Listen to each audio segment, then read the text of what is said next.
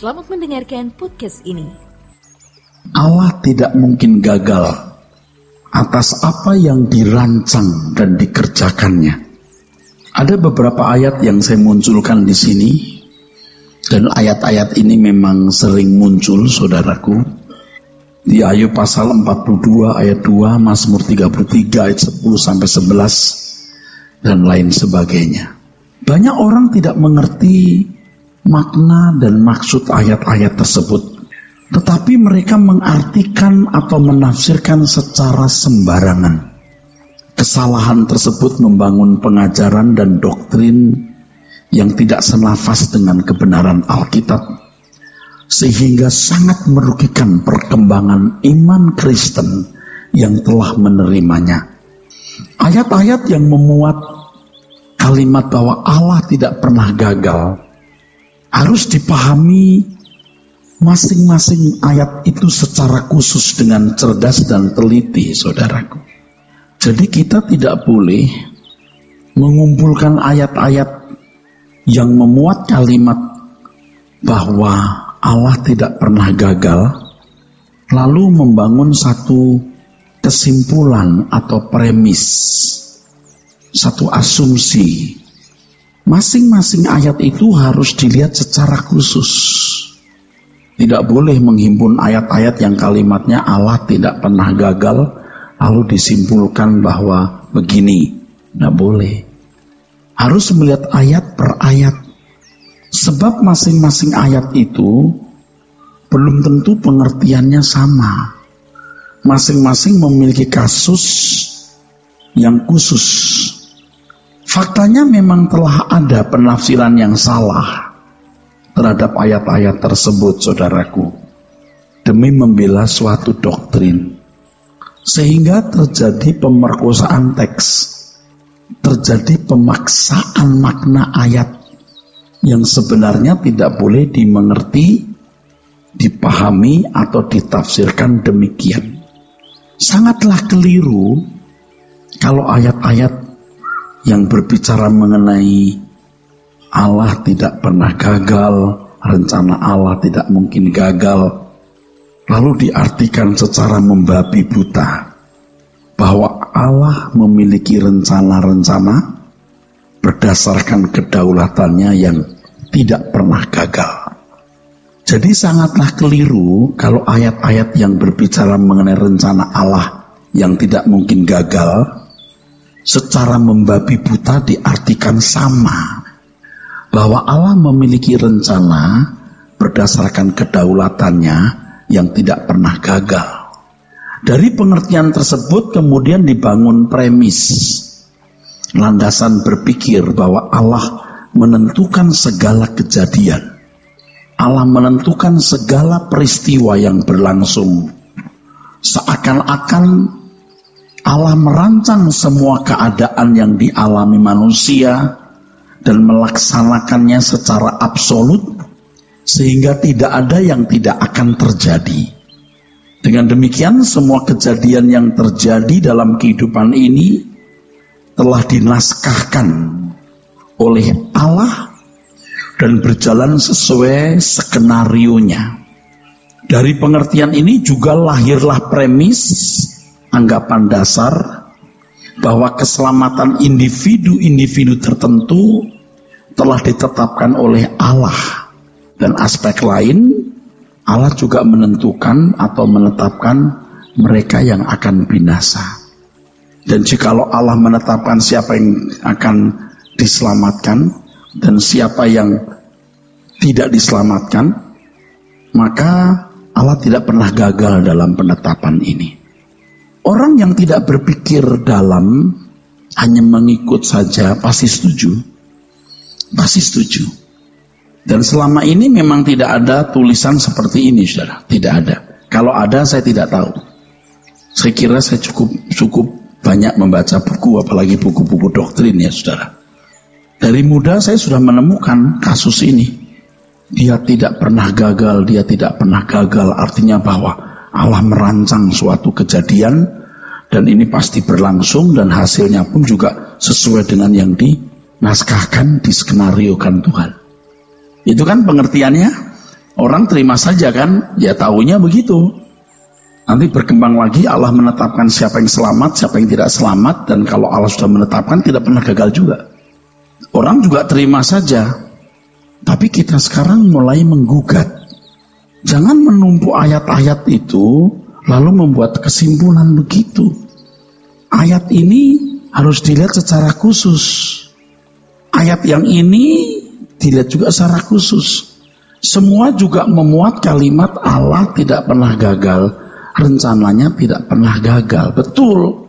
Tapi konteks ayat itu dan kasusnya harus dilihat secara objektif, secara teliti, secara cerdas, supaya kita tidak sembarangan mengambil kesimpulan lalu membangun satu premis, satu anggapan, dasar pemikiran tertentu. Nah, karena tidak teliti dan tidak cerdas mengamati ayat-ayat tersebut, maka terjadi kekeliruan membangun premis. Ya. Untuk ini maka kita harus memperhatikan setiap ayat dengan teliti dan cerdas. Dalam hal ini kita harus dengan ketat memperhatikan konteks masing-masing ayat. Latar belakangnya apa? Latar belakang, waktu kejadian, bahasa asli dan lain sebagainya. Supaya kita menemukan makna orisinil dari masing-masing ayat tersebut. Makna orisinil masing-masing ayat tersebut tidak boleh digabung lalu disimpulkan bareng-bareng. Ada orang yang di internet seakan-akan saya ini mengajar tanpa landasan Alkitab, tanpa landasan ayat Alkitab. Ya memang waktu saya mengajar kita tidak membaca ayat per ayat, tapi saya sangat eksploratif. Justru per ayat yang saya dalami loh, tidak mengambil kesimpulan sembarangan. Hal lain yang sangat penting untuk dimengerti bahwa dalam mengeksplorasi Alkitab, kita tidak boleh tersandera, terikat suatu premis dasar atau pandangan doktrin tertentu. Sebab Alkitab ini memuat firman yang berpotensi ya untuk digali terus, dan dari dalamnya akan keluar kebenaran yang tidak terbatas.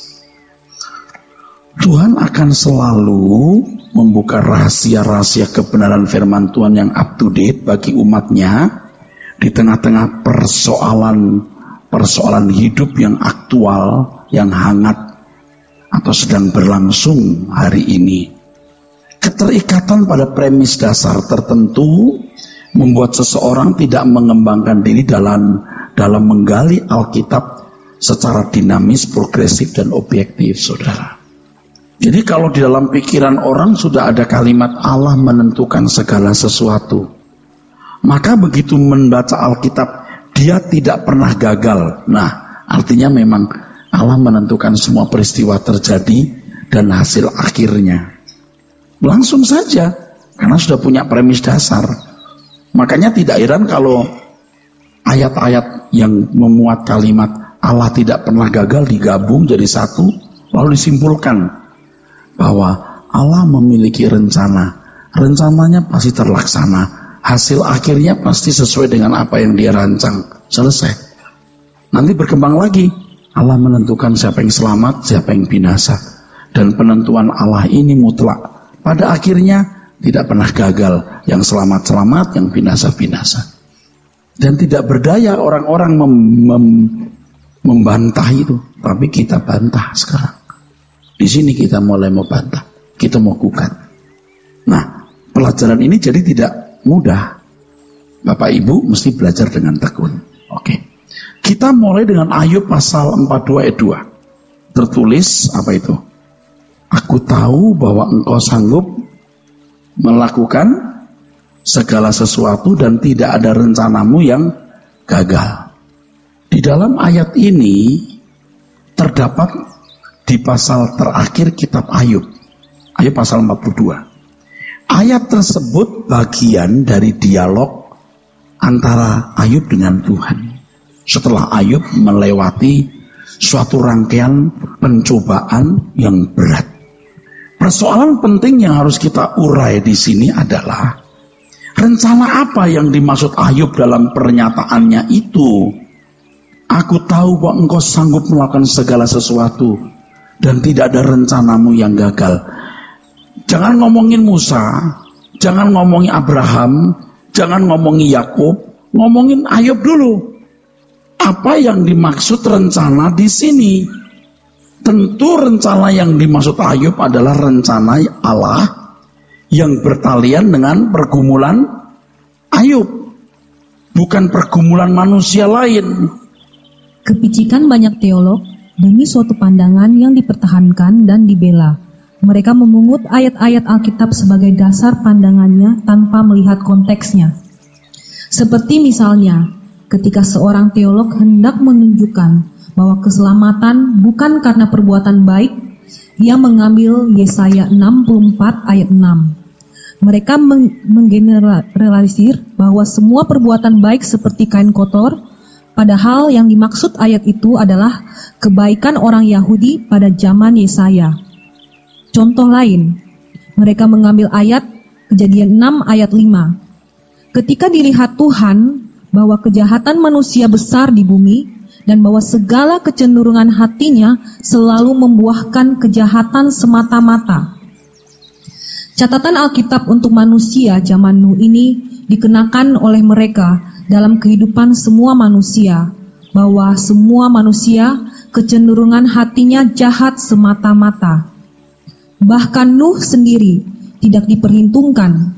Alkitab tidak mengatakan bahwa Nuh memiliki kejahatan yang sama seperti orang-orang pada zamannya. Oleh sebab itu, dalam hal ini kita harus sangat ketat memperhatikan konteks. Oke, jadi begini saudaraku, ini kepicikan banyak teolog yang sudah disandera oleh satu pandangan ya saudaraku. Seperti misalnya ketika firman Tuhan berkata, keselamatan bukan karena perbuatan baik. Saya juga setuju, kalimat itu benar. Tapi yang bagaimana? Karena hendak menekankan bahwa perbuatan baik sama sekali tidak ada artinya, diambillah Yesaya 64 ayat yang ke-6. Seakan-akan semua manusia seperti yang dimaksud di sini, bahwa kebaikannya seperti kain kotor. Ini kan cuma zaman Yesaya. Tapi teolog-teolog itu memungut ayat ini lalu mengeneralisir loh. Seperti Kejadian 6 ayat 5. Bahwa kejahatan manusia besar di bumi dan bahwa segala kecenderungan hatinya selalu membuahkan kejahatan. Pada waktu kita seminar, ada yang bertanya kan pakai ayat ini. Lah kan manusia jahat semata-mata. Ini manusia zaman Nuh yang hendak ditenggelamkan semua oleh Tuhan dalam air bah. Nuh sendiri kan juga tidak jahat seperti mereka. Tapi digeneralisir bahwa semua manusia kecenderungannya jahat semata-mata. Semua manusia. Apa Abraham begitu? Apakah Henokh begitu? Ini kan menjadi konyol. Konyol sekali. Dan saya kasih tahu, para teolog hebat, dokter-dokter pun memungut ayat ini sebagai dasarnya. Nah, kita sekarang mau meluruskan, saudaraku. Kalau orang sudah memandang curiga dulu terhadap apa yang saya ajarkan, ya sudah tidak objektif lagi pikirannya. Ini yang benar. Coba dibaca terus berikutnya, paragraf berikutnya. Sulit membantah bahwa rencana yang dimaksud dalam Ayub 42 ayat 2 di atas adalah pengujian Ayub atau pencobaan yang dialaminya. Jadi rencana itu berkaitan dengan pengujian Ayub.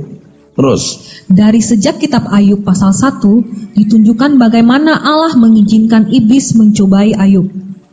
Allah mengangkat pagar pelindungannya dari Ayub sehingga Ayub kehilangan segala-galanya dalam hidupnya, dari harta kekayaan, anak-anak, istri, sampai kesehatannya. Ternyata semua itu dilakukan Tuhan untuk satu maksud, agar Ayub dimurnikan atau ditingkatkan kualitas hidupnya. Terkait dengan hal tersebut, Ayub menyatakan, "Karena ia tahu jalan hidupku, seandainya ia menguji aku akan timbul seperti emas." Ayub 23 ayat 10.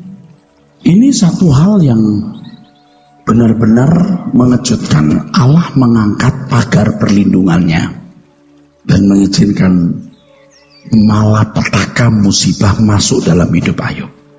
Di dalam kesaksiannya Ayub berkata, karena ia tahu jalan hidupku, seandainya ia menguji aku akan timbul seperti emas. Ini persoalannya persoalan Ayub. Rencana yang dimaksud di dalam Ayub 42 ayat 2 itu adalah masalah kehidupan Ayub. Terus, dalam pergumulan Ayub menghadapi penderitaannya, ia sempat menyesali kelahirannya di bumi. Hal ini terjadi sebab ia merasakan penderitaan yang hebat. Ayub juga sempat mempersoalkan apa salah dirinya, sehingga dirinya harus mengalami semua penderitaan tersebut. terus. Dan lain sebagainya. Semua musibah itu terjadi dalam hidup Ayub, sebab Tuhan mengangkat pagar perlindungan yang selama itu melindungi Ayub dan memberi izin kepada iblis mencobai Ayub. Begitu hebat dengan mendatangkan malapetaka. Semua itu diizinkan Tuhan terjadi dalam hidup keluarga Ayub, karena Tuhan memiliki rencana yang sangat luar biasa dalam kehidupan Ayub. Ya, Ayub ini bukan orang jahat. Alkitab mengatakan bahwa ia orang saleh, jujur, takut akan Allah dan menjauhi kejahatan. Tetapi di mata Tuhan, ia harus mengalami proses yang saya menggunakan kata pemurnian.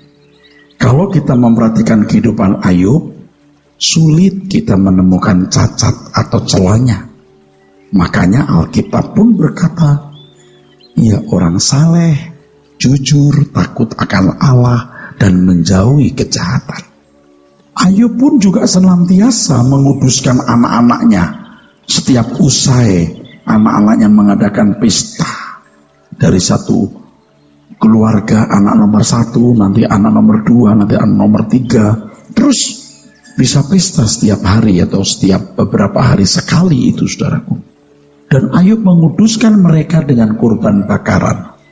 Hal ini membuktikan bahwa ia saleh dan takut akan Allah. Teruskan.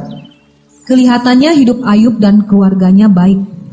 Tetapi kalau teliti memperhatikan kehidupan Ayub, kita dapat menangkap kekurangan atau cacat pada keluarga Ayub. Pertama, anak-anaknya tidak memiliki kualitas hidup seperti ayah mereka. Mereka hanya hidup pesta pora, bergiliran dari rumah ke rumah mereka. Alkitab tidak mengatakan bahwa mereka juga memiliki kesalehan seperti Ayub. Malahan kalau kita memperhatikan Ayub 1 ayat 1, Alkitab mencatat hanya seorang yang saleh, yaitu Ayub. Kedua, dalam Ayub 2, kita menemukan betapa kurang ajarnya istri Ayub terhadap Tuhan. Hal itu nampak dari ucapannya, masih bertekunkah engkau dalam kesalehanmu? Kutukilah Allahmu dan matilah. Ayub 2 ayat 9. Dari kalimat kutukilah Allahmu yang ditujukan kepada Ayub, istri Ayub tidak merasa dirinya bertuhan. Bisa dibayangkan bagaimana penderitaan jiwa Ayub hidup bersama orang-orang seperti itu. Tentu semua itu ada dalam pengetahuan Allah. Ayub berkata, Allah tahu jalan hidupku. Ayub berkata, Allah tahu jalan hidupku. Nah, kata jalan hidupku dalam teks aslinya derek, yang juga bisa berarti perjalanan hidup, journey, perjalanan hidup. Kalau Alkitab mengatakan bahwa ia menguji Ayub, menguji, bahkan yang artinya menguji, mencobai, membuktikan, meneliti. Pada intinya pengujian tersebut dimaksudkan oleh Tuhan untuk memurnikan Ayub. Pemurnian tersebut bisa meliputi 2 aspek. Yang pertama, kualitas Ayub sendiri. Dari pengakuannya bahwa ia selama itu hanya mendengar kata orang. Jadi Ayub berkata, kata orang aku hanya mendengar, shema. Selain berarti mendengar, juga berarti laporan. Aku hanya menerima laporan, kata orang. Tapi sekarang aku melihat sendiri, ra'ah. Dengan mata jasmaniku, aku membuktikan kebenaran Allah yang lebih utuh. Nah, dengan pengalaman mahal, dalam pencobaan yang dialami oleh Ayub ini, saudaraku, Ayub bisa menemukan pengalaman yang luar biasa, saudara. Jadi kita melihat di sini bahwa Ayub ditingkatkan kualitasnya. Ayub sudah punya kualitas bagus, kualitas emas, tapi emasnya berapa kadarnya? Betul nggak? 18 karat atau 22 atau 24 atau logam mulia. Sudah emas, dibanding orang zamannya dia emas. Tapi seberapa itu? Jadi ada dua aspek, saudaraku. Yang pertama, kualitas Ayub itu dibaharui. Ya. Yang kedua, Ayub dibersihkan dari orang-orang yang tidak pantas hidup bersama dengan dia. Wah, kejam amat ya. Saudara bisa bayangkan kalau seorang wanita yang telah bersama-sama dengan Ayub sampai punya anak 10. Mereka sudah pesta dari rumah ke rumah, pasti sudah dewasa dong, betul? Lahir dari seorang ibu yang bisa berkata, kutukilah Allahmu dan matilah kamu. Kita itu bisa mengambil kesimpulan sederhana, tapi jujur. Ini wanita keras kepala yang tidak mau berubah. Mestinya dengan kebersamaan dengan Ayub, dia tidak akan berkualitas seperti ini. Oke, dia tidak bisa menerima kenyataan yang dialami oleh keluarga ini. Tapi tidak secara bengis dan kurang ajar berkata, kutukilah Allahmu dan matilah kamu. Dua-duanya tidak dihormati. Satu Tuhan, dua Ayub. Dia mestinya ikut menangis bersama Ayub. Dia di samping suaminya ini. Tapi tidak. Nah, saudara bisa membayangkan anak-anaknya jadi apa? Tentu anak-anak itu bersama-sama dengan sang ibu sepanjang waktu. Dan kalau saya boleh menambahkan, walaupun terkesan ini mengada-ada, kalau sampai Ayub membuat korban setiap kali pesta usai, kita menangkap pada satu ketakutan, satu kekhawatiran dalam diri Ayub terhadap kenyataan keadaan anak-anaknya, saudaraku.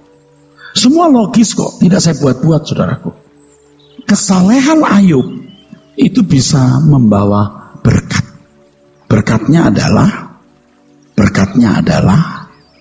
Tuhan mau membersihkan Ayub dari orang-orang yang tidak pantas hidup bersama Ayub.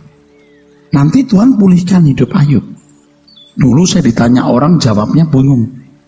Ayub ketika Allah pulihkan lagi, lalu memiliki anak-anak, itu dengan istri pertama atau ada istri lain? Dulu nggak bisa jawab. Sekarang saya jawab, itu perempuan lain. Tidak mungkin istri pertama. Bukan karena saya sentimen loh. Pak Era sentimen ini dengan istri pertama. Tidak mungkin, alasannya satu. Istri pertama sudah tua. Tidak mungkin punya 10 anak lagi. Dengan punya anak-anak yang sudah sebesar, sudah usia 20, 25. Bisa dibayangkan usianya sudah 50-an tahun, 60-an tahun. Bagaimana bisa punya 20 anak? Beda dengan laki-laki yang tidak mengandung. Yang kedua, ada alasan juga. Pasti bukan istri pertama.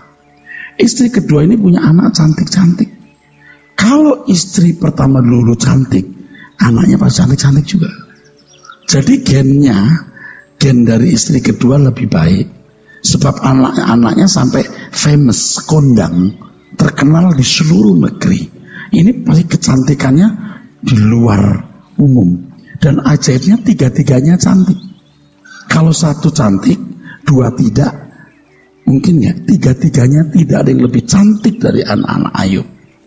Ini istri baru, istri yang itu tidak jelas, yang berkata, kutukilah Allahmu dan matilah. Mau dong jadi istri Ayub? Mau.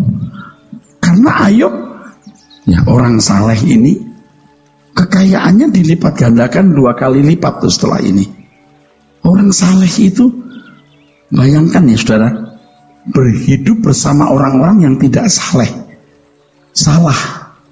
pasti jiwanya tertekan. Jiwanya pasti tertekan, saudara. Tidak ada orang yang lebih saleh dari Ayub, tapi dia punya keluarga yang menyakitkan hatinya. Kok begitu, Pak? Ya, faktanya begini, saudaraku sekalian.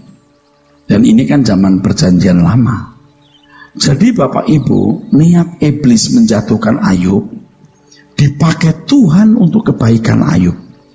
Situasi yang begitu ekstrim dalam kehidupan Ayub bisa dipakai Allah untuk meningkatkan kualitas hidup Ayub. 1, 2, membersihkan hidup Ayub dari orang-orang tidak berkenan di hadapan Tuhan. Jadi di balik izin yang Allah berikan kepada iblis untuk mencobai Ayub dengan mendatangkan musibah, ada rencana Allah yang sangat luar biasa, cerdas, bijaksana, dan mengagumkan. Dalam hal ini iblis pun bisa dipakai oleh Allah bagi kemuliaan namanya dan kepentingan kekasih Allah seperti Ayub. Di balik niat jahat iblis, Allah bisa menggunakannya sebagai sarana untuk memurnikan Ayub. Oke, ini sekarang kita masuk kepada menit-menit penting di sini.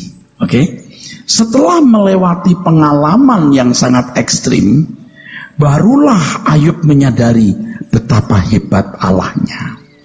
Dalam Ayub pasal 42 ayat 3, Ayub mengatakan, siapakah dia yang menyelubungi keputusan tanpa pengetahuan? Tidak mungkin.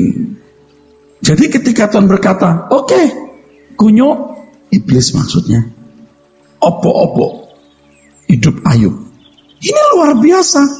Hartanya habis, anaknya mati, dia kudisen, borok. Wah, istrinya berkhianat. Memang tidak pantas kok. Sebelumnya juga udah tidak pantas mendampingi Ayub. Hanya belum terbukti saja. Siapakah dia yang menyelubungi keputusan tanpa pengetahuan? Emang Tuhan kalau bertindak lah pakai otak. Kira-kira gitu loh. Amin. Nah mungkin Ayub itu sempat berbantah-bantah. Mendingan aku tidak pernah dilahirkan. Betul gak? Apa salahku? Gitu kan? Aku bisa menjaga kesucian hidupku. Begitu saudara. Ayub itu sempat berbantah. Maka sekarang dia berkata, itulah sebabnya tanpa pengertian aku telah bercerita tentang hal-hal yang sangat ajaib bagiku yang tidak ku ketahui. Oh, jadi selama ini sotoy, sok tahu. Keputusan Tuhan memberi izin iblis mencobai Ayub dengan mendatangkan musibah dan membawa diri Ayub ke situasi ekstrim, ternyata desain Allah yang melampaui pengetahuannya. Pernyataan Ayub tadi menunjukkan bahwa tidak ada tindakan Tuhan tanpa memiliki tujuan. Tidak ada tindakan Tuhan tanpa diperhitungkan dalam pengetahuan Allah yang cerdas dan bijaksana. Dengan pengetahuan Tuhan yang sempurna. Kata pengetahuan dalam teks aslinya deaf, yang berarti juga kecerdasan dan kebijaksanaan. Dari hal tersebut Ayub bisa menyaksikan, aku tahu bahwa engkau sanggup melakukan segala sesuatu dan tidak ada rencanamu yang gagal. Ayub yang selama ini masih sok tahu, lalu di Ayub 42 ayat 6, maka ku tarik semua perkataanku. Dia sudah berbantah-bantah, sekarang ku tarik. Tidak ada rencanamu yang gagal.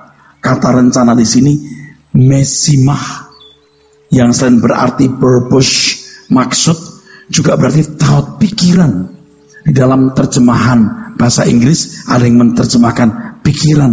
Tidak ada yang kau pikirkan gagal. Tidak ada yang kau rencanakan atau maksudmu gagal.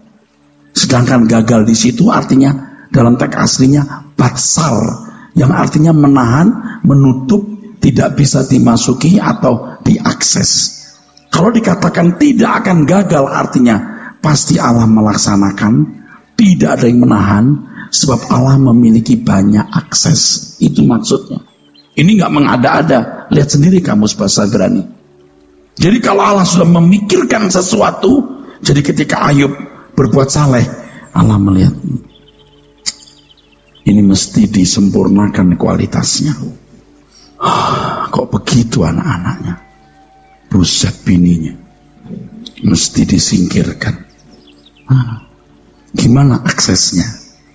Jangan berpikir bahwa iblis digerakkan Tuhan loh. Nekat, salah lagi itu. Iblis berkata, dari mana iblis? Jalan-jalan. Lalu Tuhan bilang, kamu lihat hamba-hambaku Ayub, siapa yang bikin gara-gara coba?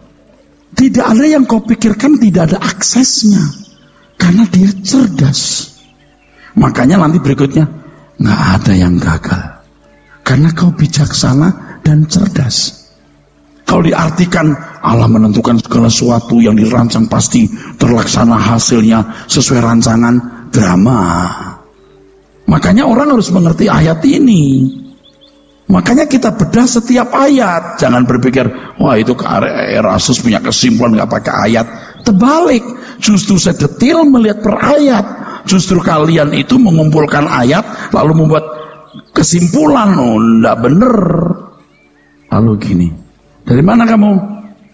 Jalan-jalan. Itu kalau di Ayub pasal 1. Kamu lihat hambaku Ayub? Coba saya begini gara-gara.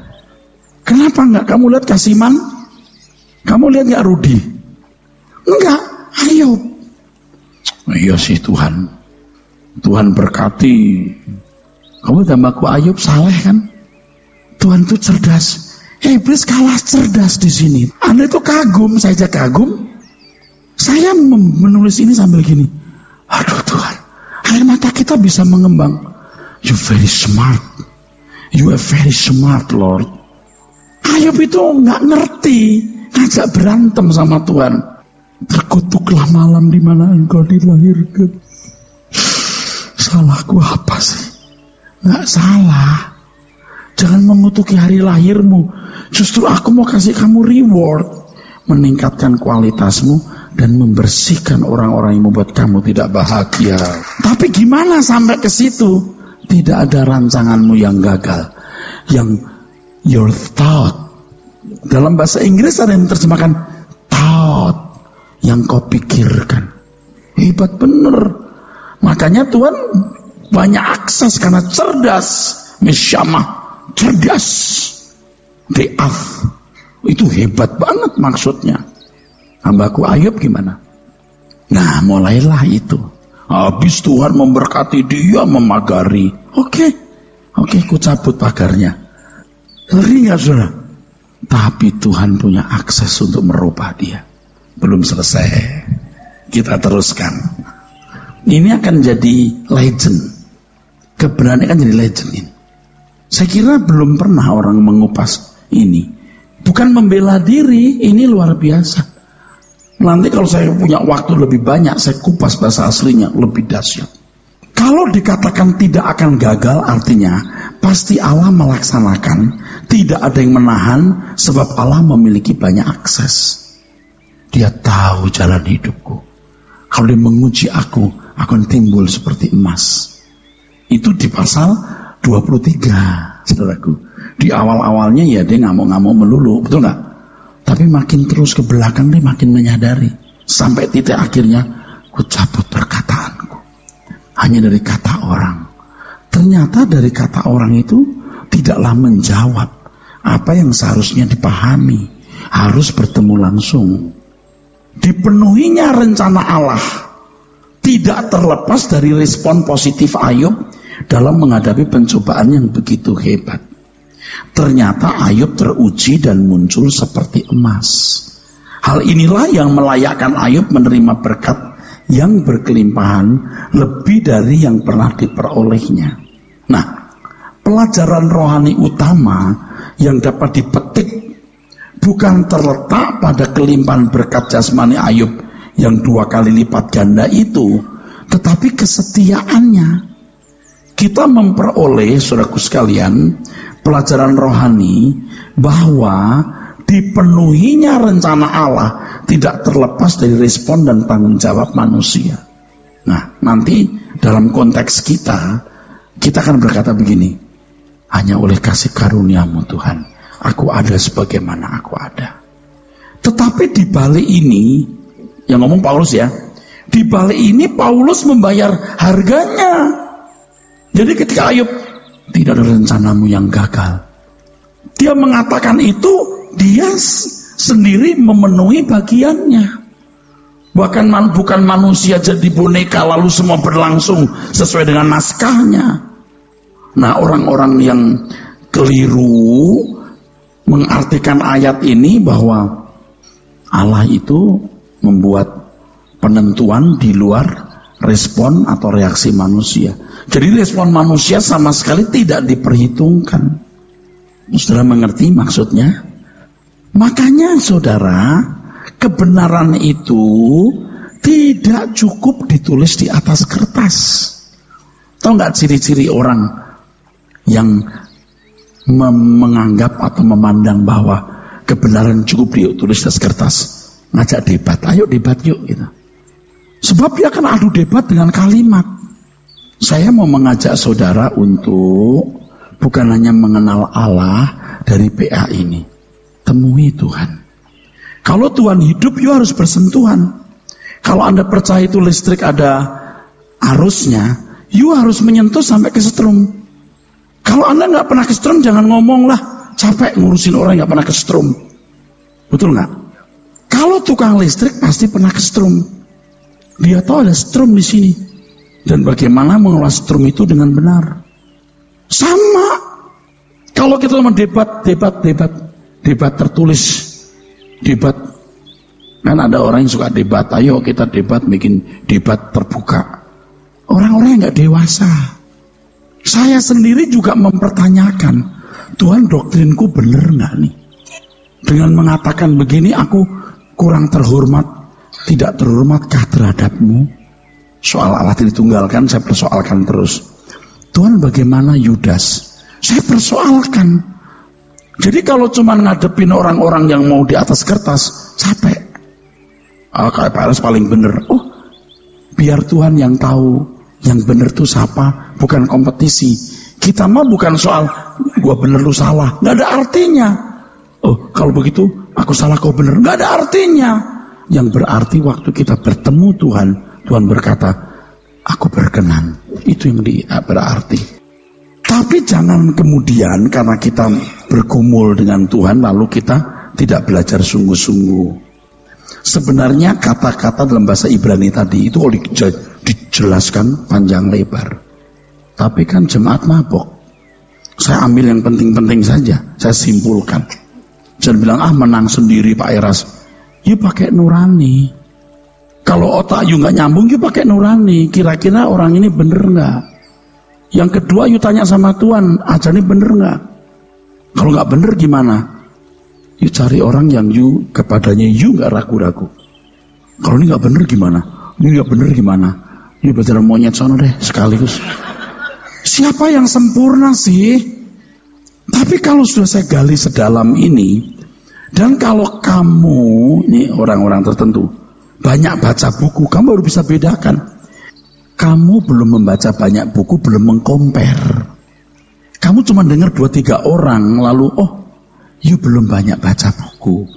Kalau aku bukan sok, pendidikanku teruji. Betul nggak saudara? Teruji. Tapi kalaupun nggak dipercaya nggak apa-apa.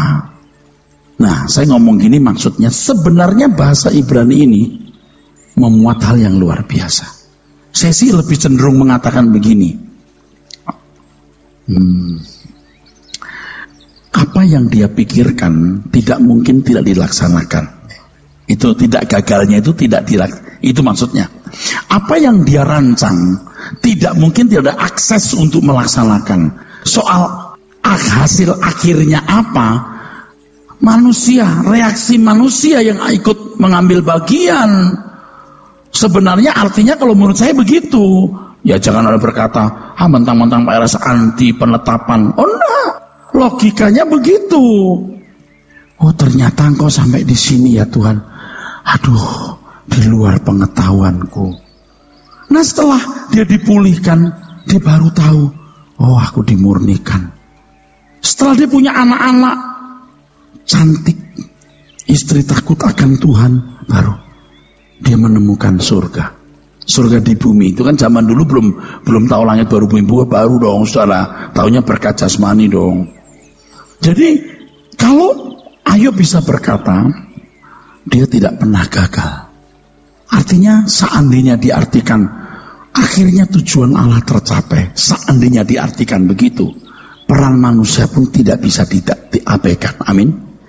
Untuk hidupnya Ayub, jangan generalisasikan semua orang begitu. Ini konteksnya Ayub.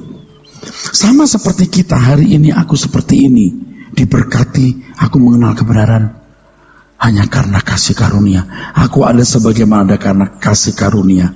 Kita mengagungkan Tuhan yang memiliki banyak akses membentuk kita, berkarya nyata dalam hidup kita, tetapi kita meresponi. Respon kita tidak kita perhitungkan. Kita hanya bilang kasih karuniamu Tuhan. Dan yang ini tidak tertulis di atas kertas, tidak bisa ditulis, harus dirasakan. Kalau kebenaran bisa diwakili dengan kata-kata dan huruf, belumlah kebenaran. Jadi jangan sombong kalau cuma bisa debat-debat. Kita nggak mau debat, titik. Bukan takut, nggak perlu debat. Tunggu aja tanggal mainnya. Kalau di bumi tidak terbukti, nanti kita mati, kita lihat di sana siapa yang berharga di mata Allah. Udah gitu aja. Dan kita mendoakan orang-orang yang sesat, orang-orang yang pikirannya salah. Tuhan kiranya Engkau memimpin mereka. Udah, nggak ada kepahitan, happy. Jadi maksud kata rencana yang tertulis di Ayub pasal 4:22 bukanlah menunjuk rencana Allah secara umum. Jadi ini kan saya sudah baca buku-buku, gara-gara saya tulis ini kan saya baca buku, saudaraku. Mengambil ayat ini lalu berkata, Allah merancang, semua yang dirancang pasti tercapai. Allah menentukan segala sesuatu. Gara-gara ada kalimat itu saya bikin tulisan ini. Dia generalisir semua. Dia nggak menggali kisah Ayub. Ingat, Allah mengeraskan hati siapa yang mau dikeraskan, betul? Dia mengambil kitab apa? Keluaran, Firaun. Apa itu dikeraskan, dalam konteks apa? Kita udah bahas di sini loh. Mengeraskan hati itu berapa kali, 2 kali pertemuan itu. Mesti mengerti dong. Jangan buat kesimpulan sesuka-sukamu sendiri. Dengan demikian sangatlah keliru kalau ayat tersebut dijadikan dasar, sebuah premis bahwa Allah menentukan segala kejadian atau peristiwa yang berlangsung, seakan-akan merancang semua keadaan yang dialami manusia dan melaksanakannya secara absolut, sehingga tidak ada yang tidak akan terjadi atau tidak pernah bisa gagal. Sangatlah tidak tepat kalau juga menjadi dasar dari premis bahwa keselamatan individu-individu tertentu telah ditetapkan oleh Allah dan sebaliknya menentukan atau menetapkan mereka yang akan binasa dan penetapan itu tidak akan gagal. Nggak bisa begitu. Mesti kisah ini kita akan dalami lagi supaya kita bisa melihat. Nah, kalau sudah belajar begini ada implikasinya, saudara? Jelas implikasinya. Tapi kalau kisah tulisan dia tidak pernah gagal, cuma diartikan begini, Allah menentukan segala sesuatu, yang ditentukan pasti terlaksana dan goalnya sesuai dengan apa yang dia kehendaki. Selesai, nggak ada implikasinya. Apa implikasinya? Terpujilah Tuhan, gitu doang kan? Mati, terkunci dalam kebodohan, tidak ada panggilan untuk berbuat sesuatu. Amin.